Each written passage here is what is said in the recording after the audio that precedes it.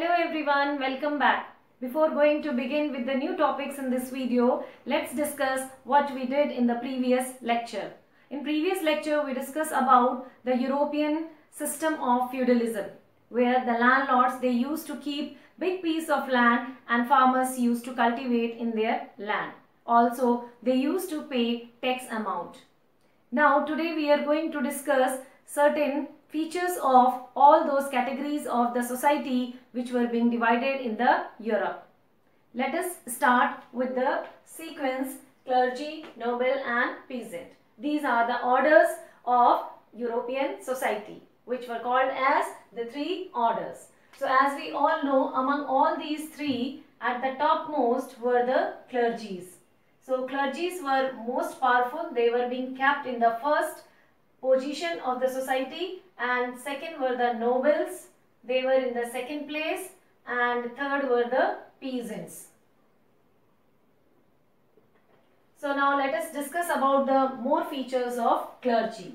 These clergy, these are the very important and respectable part of the society. They used to basically worship in the churches. They have big piece of land which was being gifted by the kings, and they have their own power in their areas. The head of the church was Pope, and he lived in the Rome and ruled over the papal states in the Italian peninsula. The Pope had a great influence upon the people. These clergies, they do not depend upon kings. They don't depend on kings. And the Christians of complete Europe. Christians of Europe were guided by them. Women's serfs and physically challenged.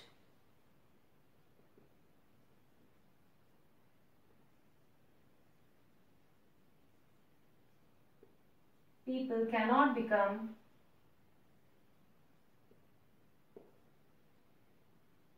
priest. Also, they used to get taxes from the peasants. The tax paid by peasants were called as tithes, which was the 1/10th part of production. Now children, here one term is there, serf. These are the unfree peasant, means they remain under the foundation or bond. They have the bond with landlords. They used to do the cultivation under the big farming landlords. They cannot even do the marriage. They have to take permission from their landlords, then they can marry. Even they do not get wages, and they used to completely work in the field of landlords. So these serf were the unfree farmers, and those who used to do in that job, they, along with women and physically challenged people, they cannot become the priest. So these are the features of clergy. Now certain division of the, further we will see the how these clergies are divided into 2-3 groups. Let us see some orders of the clergies who used to live in their own society and organization. These were monks, nuns and bishops. These clergies have their Christian organization where they used to live their religious life. Means they used to live an isolated life and spend all their life in religious work, studies and meditation. And that organization is called as monasteries or abbeys, where the monks and nuns, they used to live. Now who are these monks and nuns?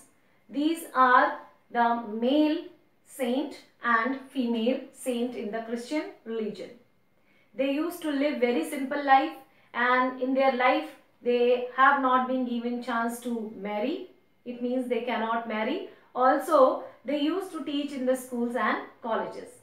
These were the roles of nuns who belongs to the organization of Christian, that was monasteries and abbeys.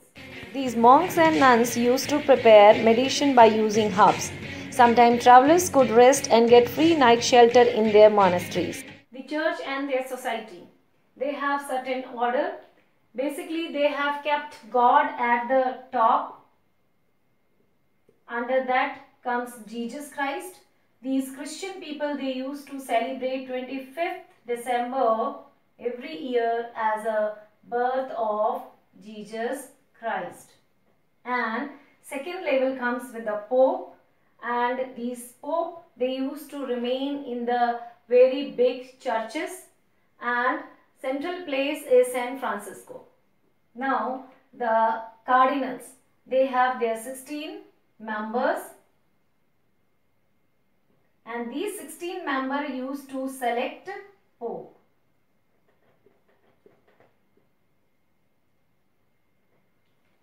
Next series comes with the Archbishop. These archbishops are further divided by father and mother.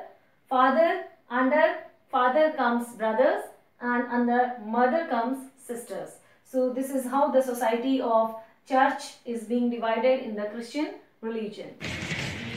With the help of this flow chart, let us understand how below Pope these clergies are divided into different categories. As the priest or the clergies, they kept themselves in the first order. Then these nobles were being kept in the second order. They were also called as landlords or lords. These nobles have big piece of lands. They do not cultivate in their land.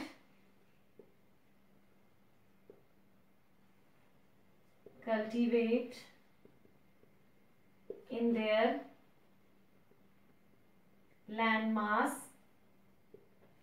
So they keep peasants to work on their field, and that is called as the different feudal system that comes under serfdom. Now next comes these nobles. They have created a different system that is called as vassalage system. What is that vassalage system? Under this system, these landlords, they developed a relation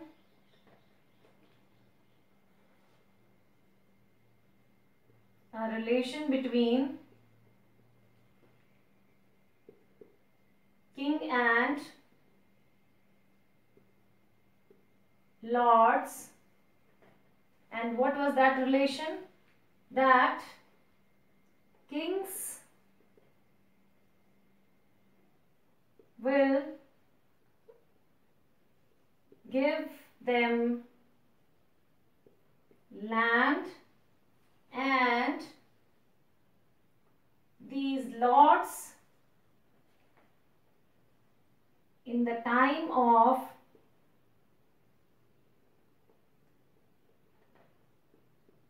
need in war, they will provide them military support.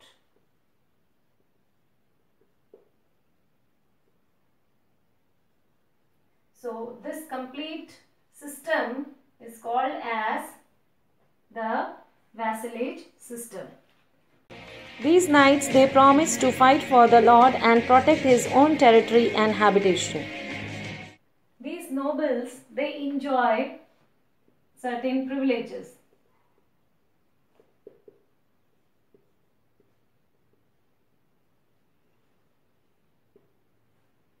And these privileges were that they have full control upon their land,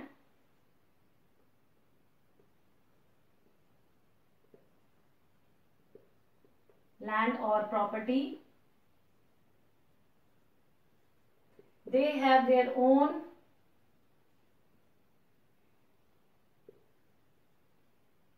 court of justice.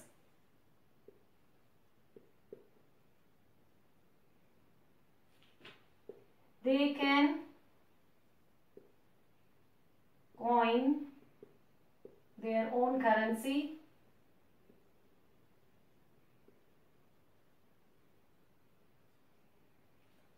Also, they can increase the tax amount.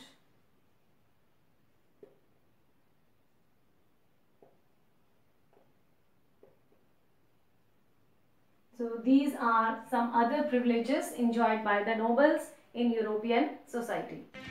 Let's have a look upon noble women. They used to marry and have children to continue the family line. Whenever noblemen went for the war, the noble women run the fief. Now the children, question comes that how this noble existed and became powerful. So as we have seen in previous chapter that after the downfall of Roman Empire, Western Roman Empire, there was no one who can look after and take care of the complete big empire. So these powerful landlords, they started fighting among each other to gain the power. And in this way, after becoming powerful, they started living in the big area or the land mass which is under their coverage.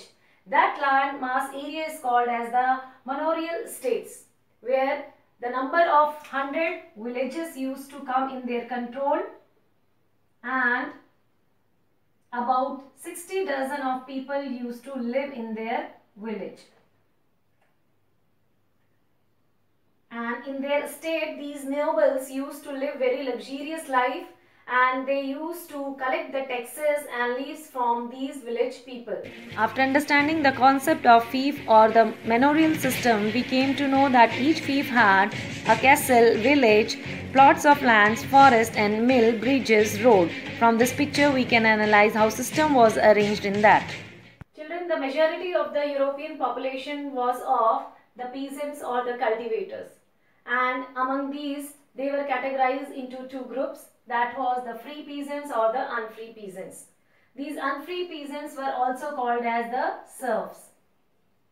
Serfs means to serve. Now let us see the difference between unfree and free peasants. So first of all, let us discuss about free peasant.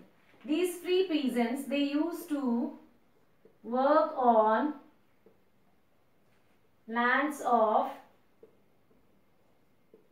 lords or nobles along with their family member, and they do not pay any direct tax. Means they used to pay indirect tax, and that direct tax is called as tallies. Also, they have to spend once in a year of 40 days in military service.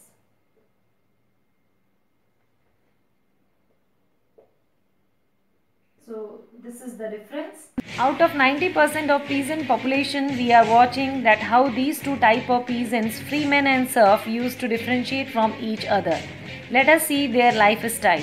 Basically, their houses are made up of mud and wood, and they had only one room. People and animal, they used to share the houses. Peasants were self-sufficient and used to grow food, made their clothes and furnitures, build their houses. These peasants worked throughout the year. Peasants, women and children also used to work in the field. Children do not go to the school, and most of the peasants could not read and write. These unfree peasants were called as serf and they used to pay direct taxes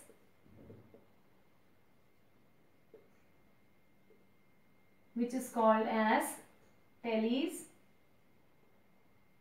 Also, without permission of nobles or lords,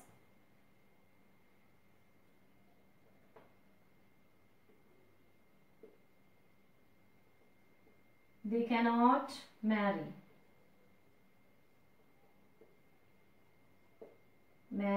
And they cannot leave the place.